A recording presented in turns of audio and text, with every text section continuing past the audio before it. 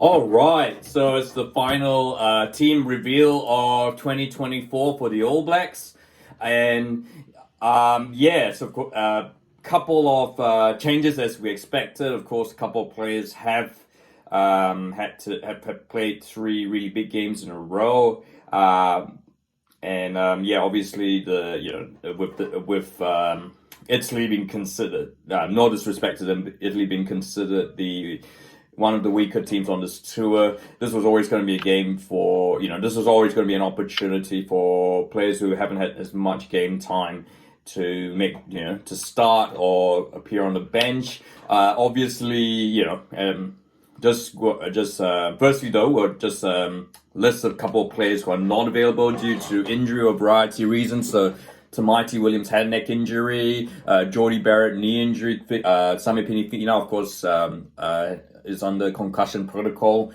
after that head injury he sustained against France. Sam Derry knee injury, Todd Blackadder calf. Ethan Blackadder. There's a Friday. Ethan Blackadder calf injury. Luke Jacobson fractured thumb. Dalton Papali'i upper hamstring, and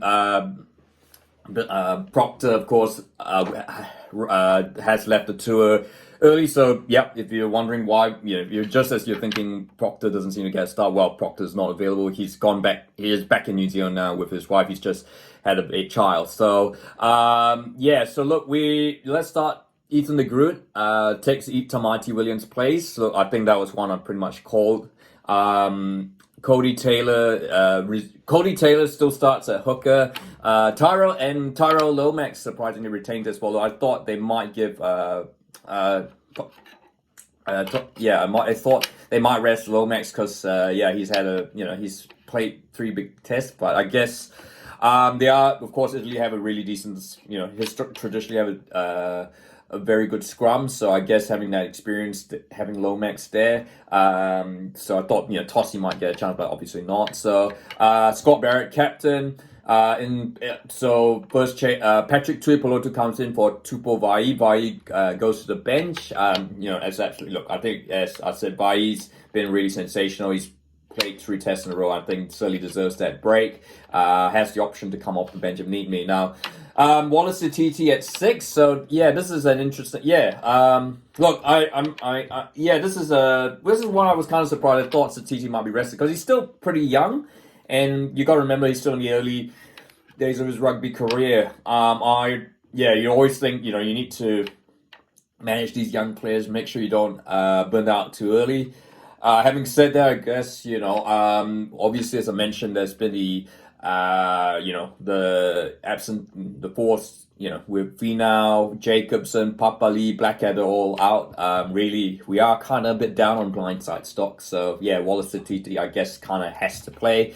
Oh, mind you, I guess maybe it might have been a chance for Peter Lakai to, start at 6. But I guess having said that, Peter Lakai did have a good amount of time against the French game and did really well. So I guess it's kind of flipping back to, they're still young, you got to manage them. So maybe they've gone for Wallace to TT, just slightly on experience.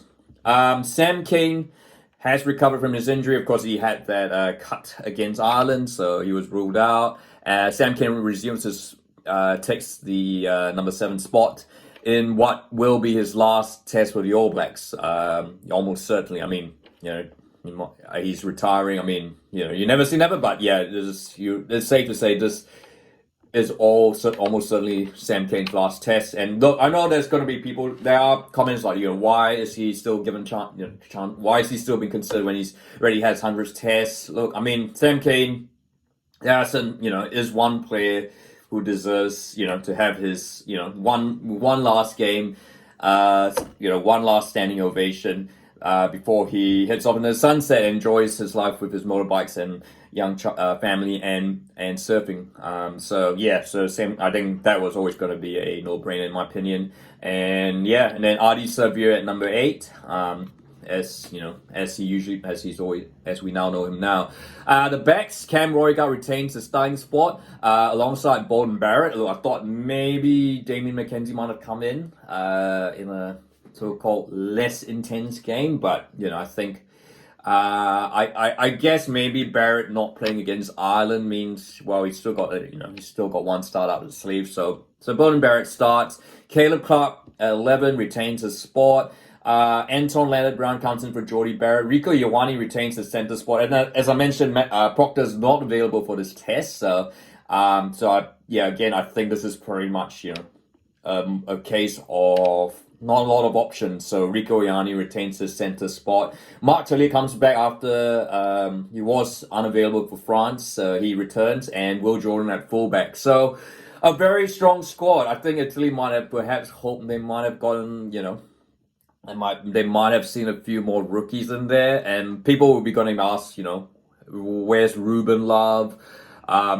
Where's Harry Plummer? Look, I should address, this opportunity. I guess the news, of course, Harry Plummer is going to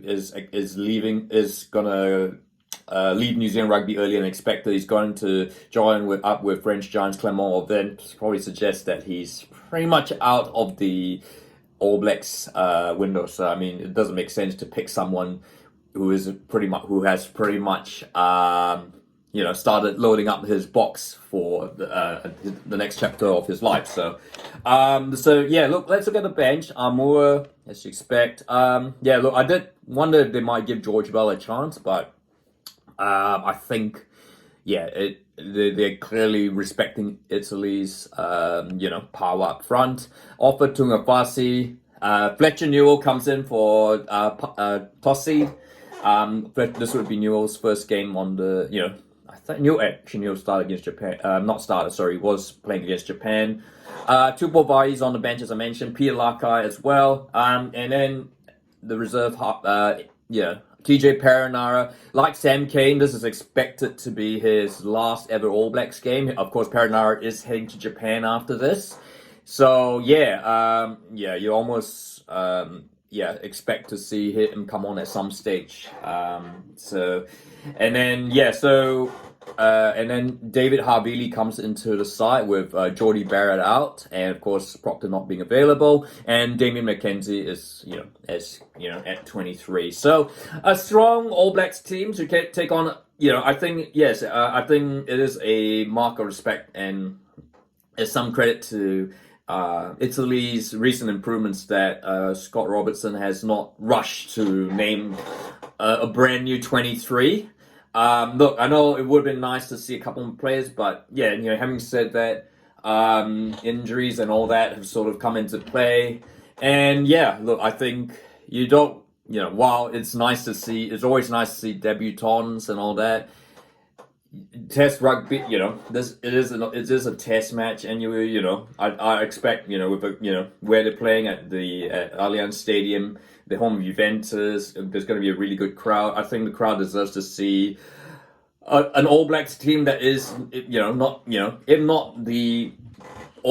as bad, at least close to it. So this is a very strong team, and I think the result should 99% be a formality. I think the All Blacks are just out there to finish what has been improving a season that has seen a lot of growth and development and improvement, and lays the foundations for better things in 2025 and 2026. But what are your thoughts on this team? What are your thoughts? Could there have been more experimentation? Could there have been more? Or is that is it the fact that Italy are a lot better than what they might have been in the past? So I haven't quite got the Italy team, and I'm not really going to go into too much of it, just out of respect, because I don't have too much knowledge about the Italian players. So, do feel free to talk about it in the comments. So, of course, and if you like this video, feel free to like, and don't forget to subscribe.